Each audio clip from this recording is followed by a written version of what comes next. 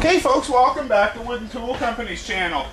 Just going to show you a little experiment that I've been working on. This is going to be a rig that'll, enable me to take a 4x4 or something, and line her up here and put a straight cutter bit on. I'm kind of hoping to be able to curve some dowels in the end of one. I like the idea of having it 1-to-1, so I've got this piece kind of set up here, and I'm going to make a little place back here that I'll be able to put my different jigs.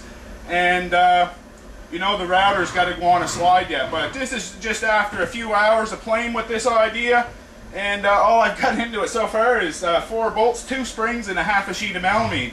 And you can see I've got my router moving nice and free, and it's nice and stiff too. I've got to put a couple of screws to hold this into the floor, but it's keeping it nice and straight. And once I put my router on my slides, then I'll be able to plunge in and do my routering on the end, and see how this works out.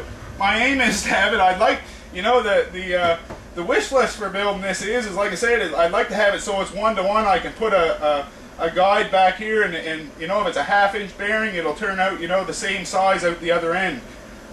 Number 2 is I'd like to be able to, router the end of an 8x8 timber, do some, whatever in the end to kind of do a joint, and I'd like to be able to use a real nice long bit and get about 4 inches of travel or so.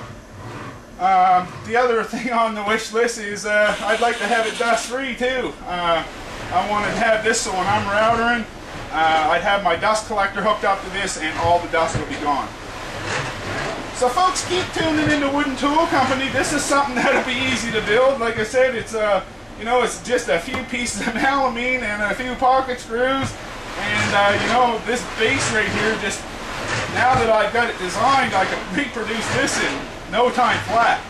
So keep tuning in to see this thing come together.